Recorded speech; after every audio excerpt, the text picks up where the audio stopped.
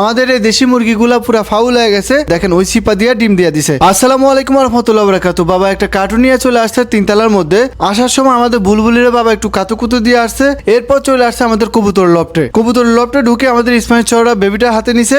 আর কবুতর লফটে আসার পিছনে কারণ আশা করি বুঝতে পারছেন, আমাদের ঘর থেকে আজকে কিছু কবুতর তাদের নতুন ঘরের উদ্দেশ্যে চলে যাবে। বাবা এখন যাত্রা করে আমাদের স্প্যানিশ চড়াগুলার বাইর করছে। আমাদের রেড স্প্যানিশ চড়াগুলা দেখতে মাশাআল্লাহ কত সুন্দর দেখা যাইতেছে। তো এই রেড স্প্যানিশ চড়াগুলা আজকে তাদের নতুন গন্তব্যের উদ্দেশ্যে চলে যাবে। এই কবুতরগুলা প্রায় 2 মাস আগে এক ভাই আমাদের কাছে অর্ডার দিয়ে রাখছে। তার সময়ের অভাবে এই কবুতরগুলো আমাদের কাছ থেকে নিতে পারে নাই। তো আজকে তার সময় হয়েছে, এই কারণে তার উদ্দেশ্যে এগুলা ফাড়া দিতেছি। আর যারা স্প্যানিশ চড়া পালে তারা অবশ্যই কমেন্ট করবেন, দেখেন আমার কবুতরগুলোর কোয়ালিটি কেমন। আমার কাছে তো মনে হয় আলহামদুলিল্লাহ ভালোই, কিন্তু যারা অরিজিনাল স্প্যানিশ চড়া পালেন তাদের কাছে রিকোয়েস্ট এই কবুতরগুলোর কোয়ালিটি কেমন অবশ্যই জানাবেন। বাবা কবুতরগুলোর বক্সের মধ্যে ঢুকে চলে আসছে আমাদের দোতলার মধ্যে। এই কবুতরগুলোর সাথে আমাদের ঘর থেকে আজকে কিছু হাঁসের বাচ্চাও যাবে। ওই হাঁসের বাচ্চাগুলো নেওয়ার জন্য এখন বাবা চলে আসছে আমাদের বোর্ডিং ঘরে। দেখেন মাশাআল্লাহ আমাদের হাঁসের বাচ্চাগুলো কতটা সুন্দর এবং কি কতটা চঞ্চল। দেখেন আমরা সবসময় চেষ্টা করি আপনাদেরকে একবারে সুস্থ সবল হাঁসের বাচ্চা, মুরগির বাচ্চা, টার্কির বাচ্চা যত কিছুই দেওয়ার চেষ্টা করি না কেন সুস্থ সবল দেওয়ার চেষ্টা করি। আর দেখেন আপনাদের সাথে কমিটমেন্ট দেওয়ার সময় যেরকম বলি ওই রকমই দেওয়ার চেষ্টা করি, কারণ আমাদের ঘরের জিনিস ছাড়া আমরা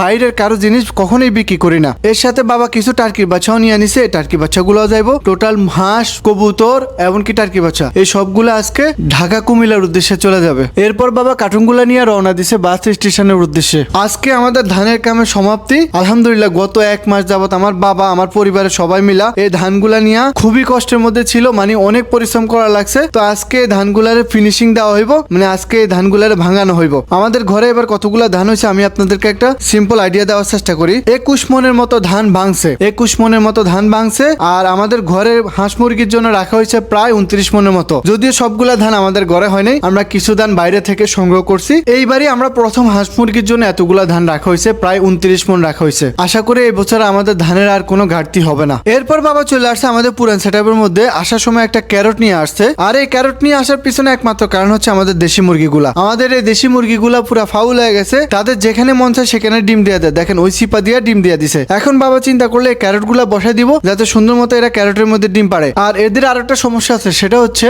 এরা ডিম তো পারে ঠিক মতো কিন্তু উমে আসে না। আমাদের দরকার হচ্ছে কারণ আমাদের দেশি মুরগির নিচে আমরা আমাদের সিলভার চিন হাঁসের ডিমগুলা বেশিরভাগ সময় বসানোর চেষ্টা করি, কারণ মাশাআল্লাহ আমাদের সিলভার চিন হাঁসগুলোর ডিমও অনেক বড়। একটা হাঁসের নিচে সবগুলো ডিম দিয়ে বসানো সম্ভব হয় না, তাই কিছু কিছু ডিম আমরা মুরগির নিচে বসানোর চেষ্টা করি, কিন্তু এই মুরগিগুলা উমে আসে না। আশা করি আজকের পর থেকে এর এই ক্যারটের মধ্যে ডিম দিবে এমনকি উমে আসবো। যদি আসে অবশ্যই আমি আপনাদেরকে পরবর্তীতে আপডেট দেওয়ার চেষ্টা করব। ভিডিওটা ভালো লাগলে অবশ্যই চ্যানেলটা ফলো করবেন।